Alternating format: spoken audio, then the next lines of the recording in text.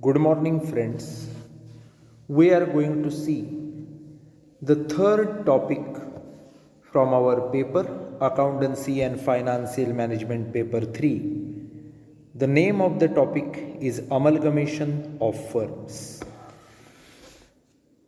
Amalgamations take place when two or more firms doing similar business come together and conduct business under the name and style of a new firm.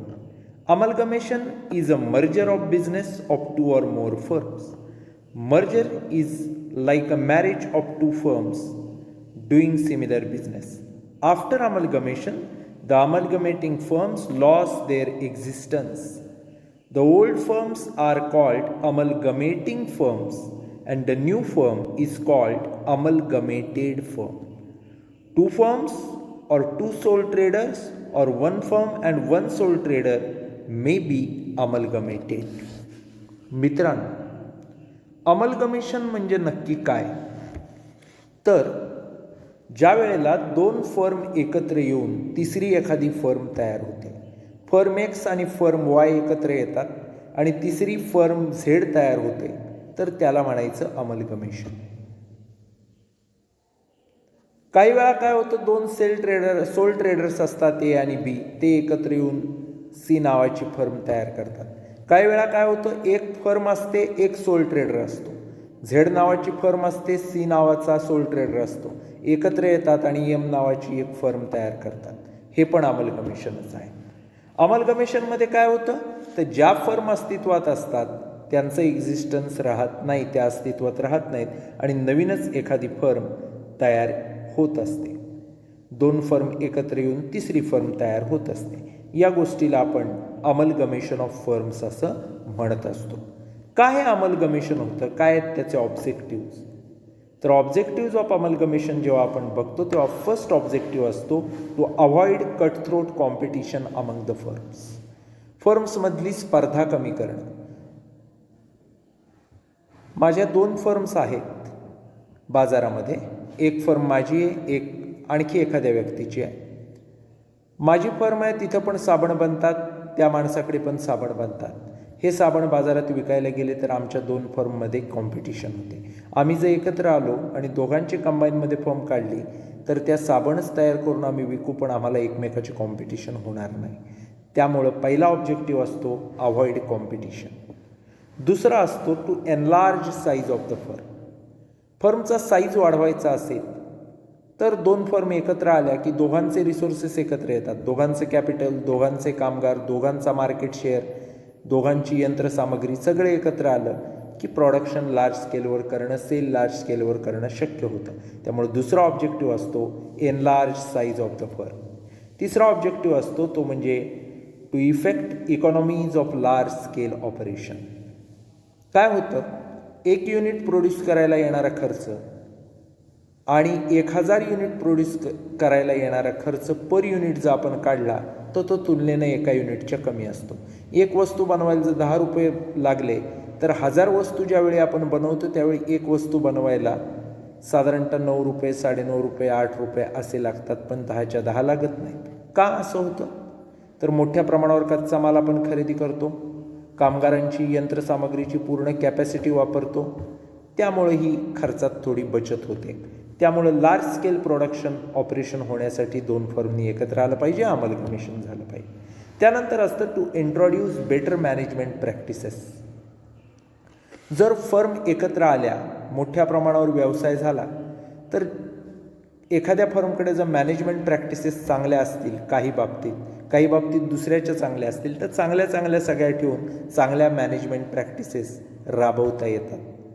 त्यानंतर असतं to increase productivity and profitability of firm. जेव्हा दोन firm एकत्र येतात तेव्हा productivity त्यांची वाढते, productivity वाढते, त्याचबरोबर प्रॉफिटेबिलिटी देखील वाढते.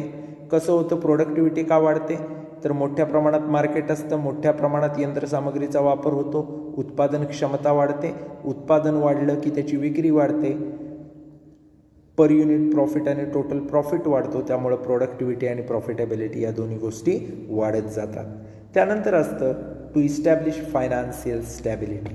दोन फर्म एकत्र आल्या, फायदे काय काय झाले, कॉम्पिटिशन नाहीशी झाली, टर्नओव्हर वाढला, प्रोडक्शन वाढलं, प्रॉफिट वाढला, असेट्स जास्त आल्या, दोघांच्या एकत्र आल्यामुळे यंत्रसामग्री आल्या, त्यामुळं आर्थिकदृष्ट्या देखील परिस्थिती त्या फर्मची चांगली होते आणि फायनान्शियल स्टॅबिलिटी त्यांना येते, आर्थिक स्थैर्य.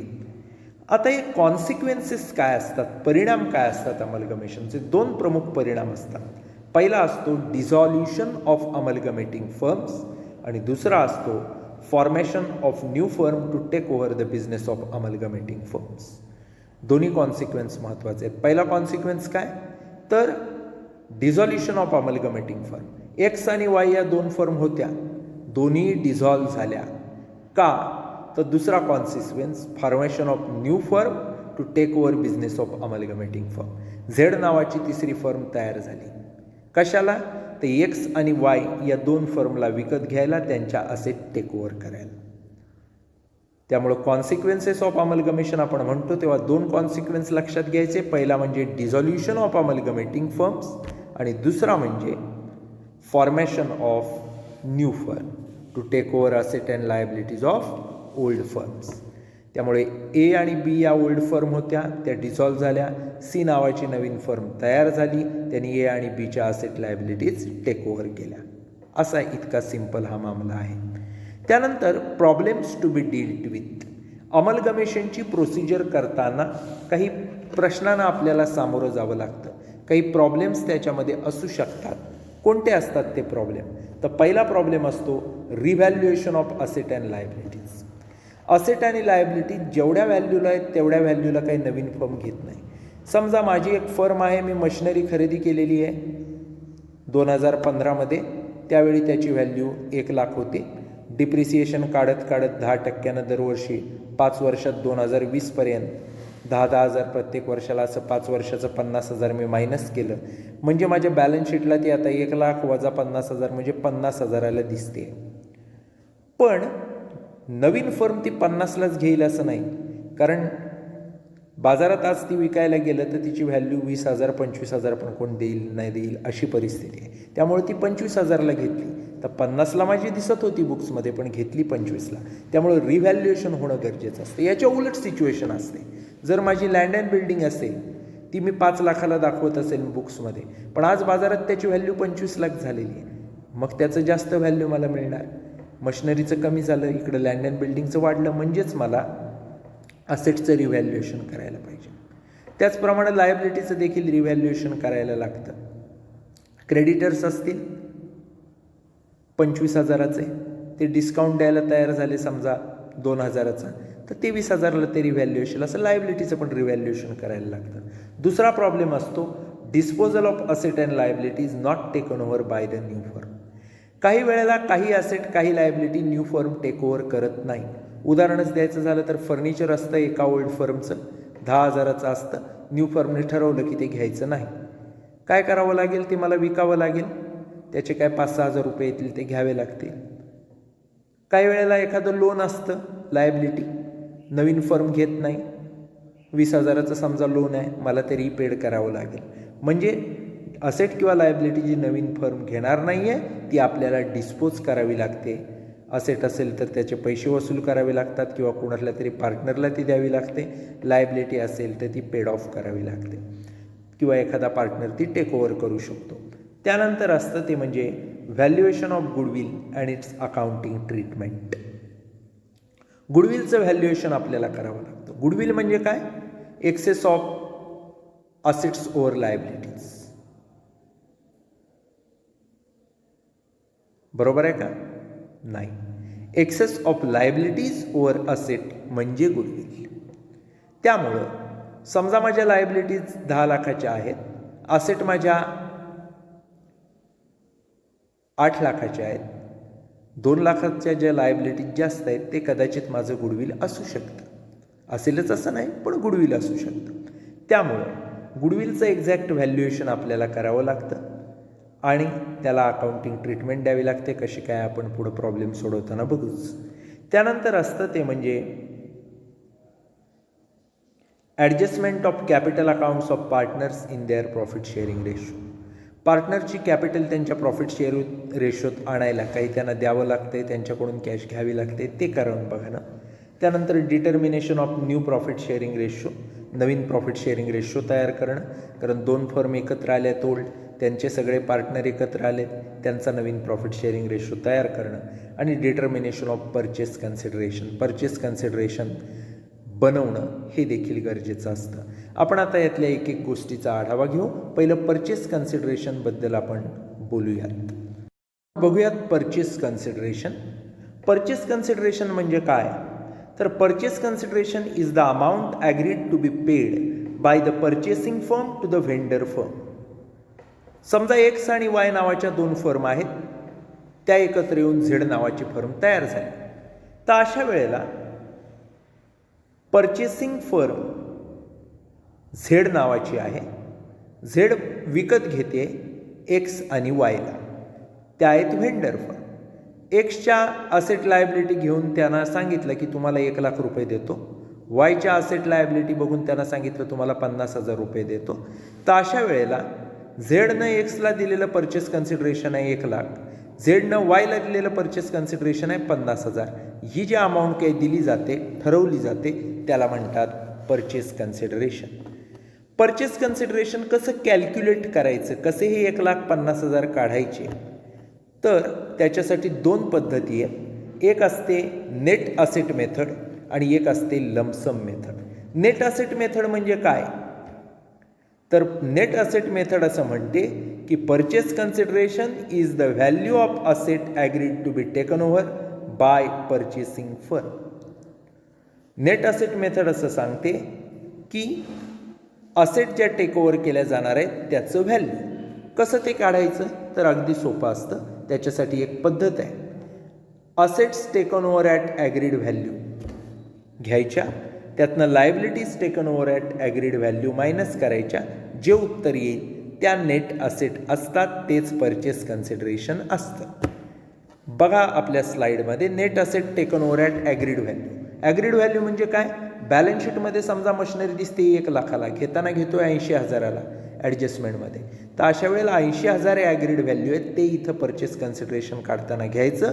1,00,000 जे बॅलन्स शीटमध्ये दिलेलं आहे ते घ्यायचं नाही. क्रेडिटर्स समजा वरती दिसत आहेत बॅलन्स शीटमध्ये 40,000ला, टेक ओव्हर करताना केलेत 35,000ला, ते 35,000 घ्यायचे ॲग्रीड व्हॅल्यू म्हणून, बॅलन्स शीटचे 40,000 परचेस कन्सिडरेशन बनवताना घ्यायचे नाहीत. त्यामुळे ॲग्रीड व्हॅल्यू म्हणजे काय, जे ठरलेलं आहे ते जे ॲडजस्टमेंटमध्ये दिलं आहे ते बॅलन्स शीटचं नाही. जर ॲडजस्टमेंटमध्ये काय स्पेसिफिक म्हटलं नसेल, ॲग्रीड व्हॅल्यू ठरलं नसेल, तर जे बॅलन्स शीटला आहे तेच व्हॅल्यू आपण काय करत असतो, परचेस कन्सिडरेशन बनवताना घेत असतो. त्यामुळं असेट टेकन ओव्हर कोणत्या आहेत बघा ॲट ॲग्रीड व्हॅल्यू. सगळ्या असेट फिक्स किंवा करंट, लँड अँड बिल्डिंग असेल, गुडविल असेल, plant and machinery, furniture, stock, डेटर, कॅश, बँक, ज्या काय असतील त्यांची टोटल करायची. त्यातनं लायबिलिटीज टेकन ओव्हर, मग क्रेडिटर असेल, बिल्स पेएबल असेल, बँक ओव्हरड्राफ्ट असेल, त्या मायनस करायच्या, जे येईल त्याला म्हणायचं परचेस कन्सिडरेशन. सो असेटची टोटल वजा लायबिलिटीची टोटल परचेस कन्सिडरेशन. समजा असेटची टोटल आली 5,00,000, लायबिलिटीची टोटल आली 2,00,000, 5,00,000तनं 2,00,000 गेले, 3,00,000 राहिलं, ते आपलं परचेस कन्सिडरेशन. कुठल्या मेथडनं, नेट असेट मेथडनं. यानंतर दुसरी जी मेथड असते परचेस कन्सिडरेशन काढण्याची, त्या मेथडला म्हटलं जातं लमसम मेथड. आता लमसम मेथड म्हणजे काय, तर method of calculating purchase consideration under which amount of purchase consideration is decided in lump sum. ज्याच्यामध्ये लमसम ठरवलं जातं, एवढं परचेस कन्सिडरेशन आहे, कॅल्क्युलेशन केलं जात नाही. समजा ठरवलं की परचेस कन्सिडरेशनची अमाऊंट 10,00,000 आहे, धिस इज लमसम मेथड. काही कॅल्क्युलेशन केलं नाही, ना असेटची टोटल केली, ना लायबिलिटीची टोटल केली, ना असेटमधनं लायबिलिटी वजा करून किती फरक येतोय बघितला. डायरेक्टली ठरवलं तुमची फर्म मी 10,00,000ला घेतली, तुमच्या सगळ्या असेट घेतल्या, तुमच्या सगळ्या लायबिलिटीज घेतल्या, 10,00,000 तुम्हाला दिले. This is what is lump sum method. तर अशा पद्धतीनं लमसम मेथड वापरली जाते. आता परचेस कन्सिडरेशन काढत असताना काही गमतीशीर गोष्टी असतात. काही वेळा गुडविल येतं आणि काही वेळा कॅपिटल रिझर्व्ह येतो. काय हा प्रकार असतो, तर अगदी सोपं असतं. कॅपिटल रिझर्व्ह आणि गुडविल येणं म्हणजे काय, तर ज्या वेळेला नेट असेट टेकन ओव्हर या परचेस कन्सिडरेशन पेक्षा कमी असतात त्यावेळेला त्याला म्हणतात गुडविल. समजा परचेस कन्सिडरेशन ठरलं 10 लाख रुपये, असेट टेकन ओव्हर नेट म्हणजे थोडक्यात असेट मायनस लायबिलिटी ते करून आले 8 लाख.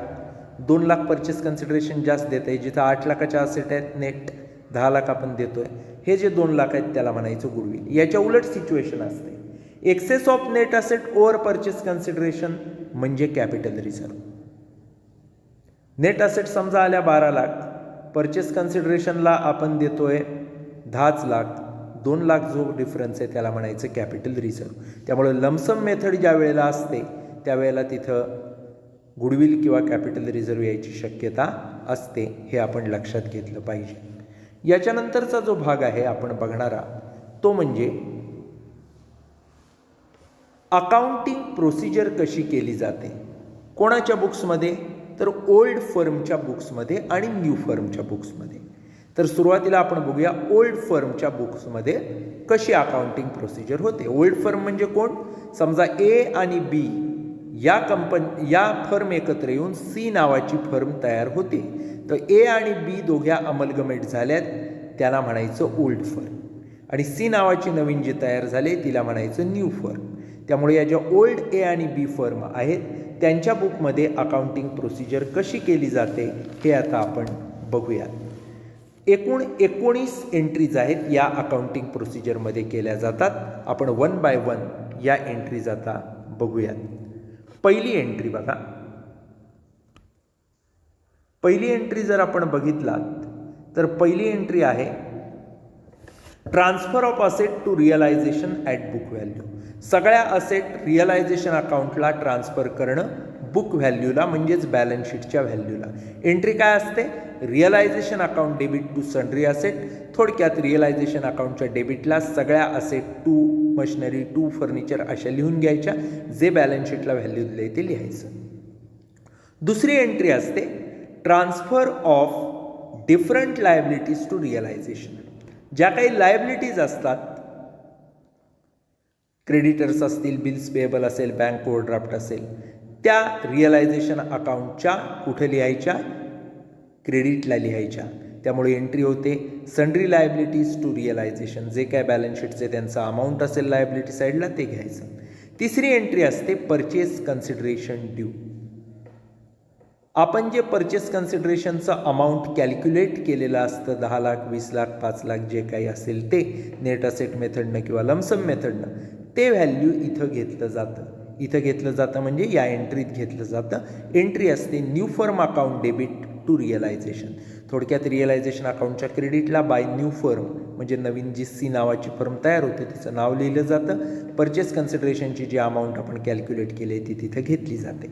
याच्यानंतर असतं ते म्हणजे चौथी entry asset taken over by partner.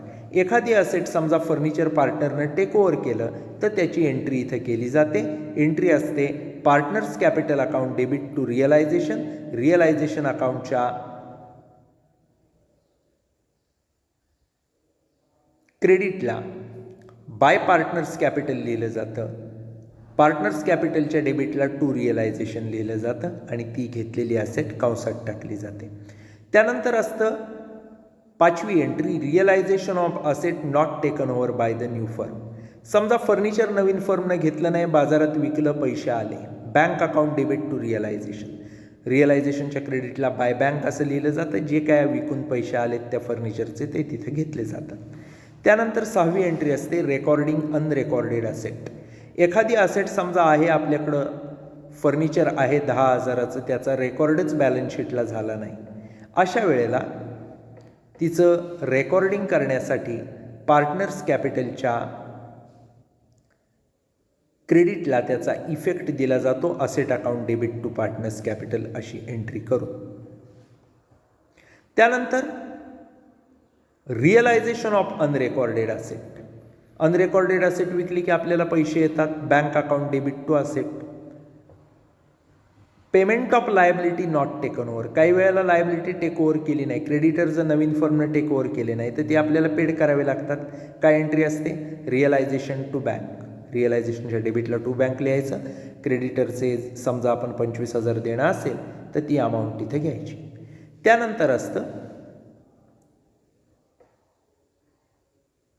Recording of unrecorded liability. Number 9.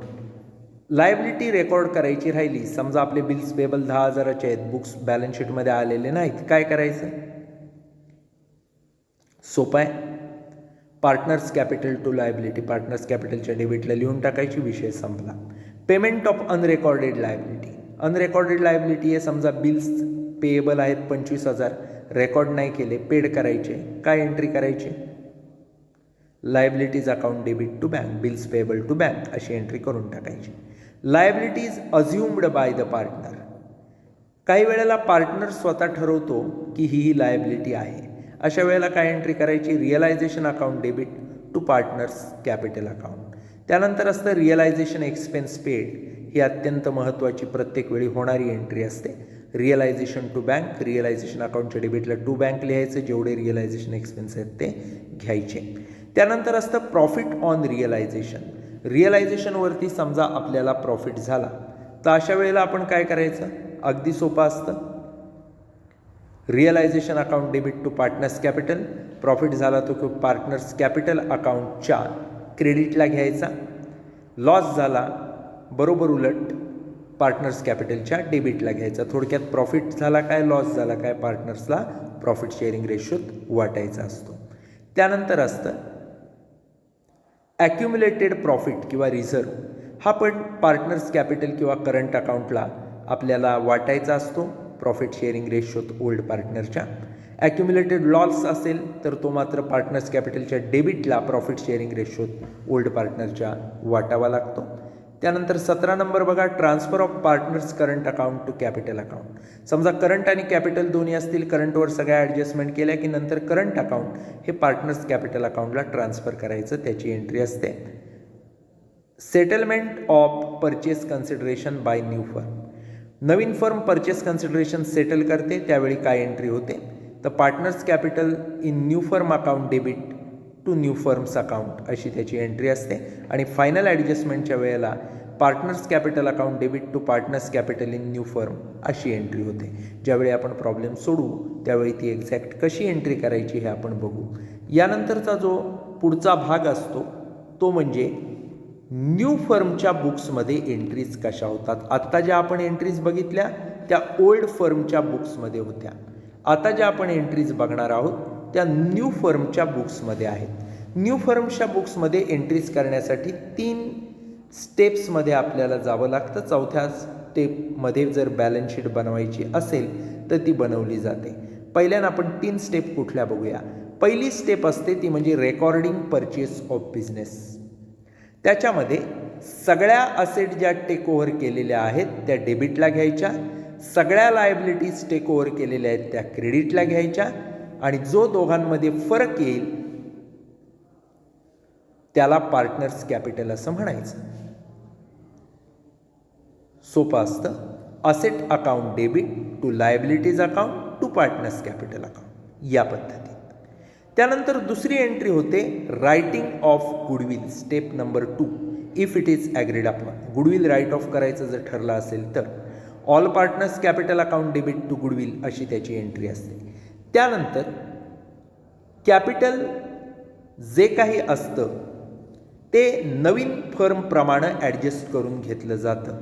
He adjustment करत असताना 2 गोष्टी असू शकतात. सरप्लस असू शकतो किंवा डेफिसिट असू शकते. सरप्लस असेल, जास्त असेल पार्टनरचं कॅपिटल, तर त्याला काय केलं जातं? पैसे दिले जातात. कसे दिले जातात? एक तर कॅशमध्ये, एक तर त्याच्या करंट अकाउंटला ट्रान्सफर करून किंवा त्याच्याकडून लोन घेतलं आहे असं दाखवून. समजा एखाद्या पार्टनरचं कॅपिटल प्रॉफिट शेअरिंग रेशो प्रमाण पाहिजे 50,000 आहे 60,000. काय काय करू शकतो आपण? 10,000 जे वरचं आहे 60 वजा 50 ते एक तर पैशात त्याला कॅश 10,000 परत देऊ शकतो, त्याचं करंट अकाउंट म्हणून 10,000 दाखवू शकतो, किंवा त्याच्याकडनं घेतलेलं लोन आहे 10,000 असं दाखवू शकतो. हे सरप्लसमध्ये घडतं. Partners capital account debit to cash किंवा टू पार्टनर्स करंट किंवा टू पार्टनर्स लोन अकाउंट. या उलट जर डेफिसिट असेल, 50,000 कॅपिटल पाहिजे पण 40,000 त्याचं दिसत असेल, सेम आहे. कॅशमध्ये त्याच्याकडून आणायला लावू शकतो त्याला 10,000, त्याच्या करंट अकाउंटला 10,000 दाखवू शकतो, किंवा लोन त्याला दिले 10,000चं व्यवसायानं असं दाखवून त्याचं कॅपिटल आहे असं दाखवू शकतो आणि ते 50,000 करू शकतो. सो कॅश अकाउंट डेबिट किंवा partners capital current account debit किंवा partners loan account debit to partners capital. याच्यानंतर न्यू फर्मची बॅलन्स शीट देखील आपण बनवू शकतो. ती कशी बनवतात हे आपण पुढं बघणारच आहोत. तर मित्रांनो, या लेक्चरमधनं आपण काय काय बघितलं आहे बघा. या लेक्चरमध्ये आपण बघितलेलं आहे सगळ्यात पहिल्यांदा अमलगमेशन ऑफ फर्म्स म्हणजे काय. अमलगमेशन ऑफ फर्म्स ज्यावेळी केलं जात असतं त्यावेळी त्याचे ऑब्जेक्टिव्ज काय असतात. त्याचप्रमाणे आपण बघितलेलं आहे अमलगमेशन ऑफ फर्मचे 2 कॉन्सिक्वेन्सेस काय होतात. त्याचप्रमाणे आपण बघितलेलं आहे कोणत्या प्रॉब्लेमनं आपल्याला सामोरं जावं लागतं अमलगमेशन होत असताना. त्यानंतर परचेस कन्सिडरेशन म्हणजे काय, त्याच्या 2 मेथड्स कोणत्या आणि ते कसं कॅरी केलं जातं कॅल्क्युलेशन ते बघितलं. त्यानंतर ओल्ड फर्म आणि न्यू फर्म यांच्या बुक्समध्ये अमलगमेशनच्या काय एंट्रीज होतात हे देखील आपण बघितलेलं आहे. डिटेलमध्ये याची चर्चा आपण प्रॉब्लेम्स इथून पुढं सोडवताना करूच. या ठिकाणी आपण थांबूया. धन्यवाद.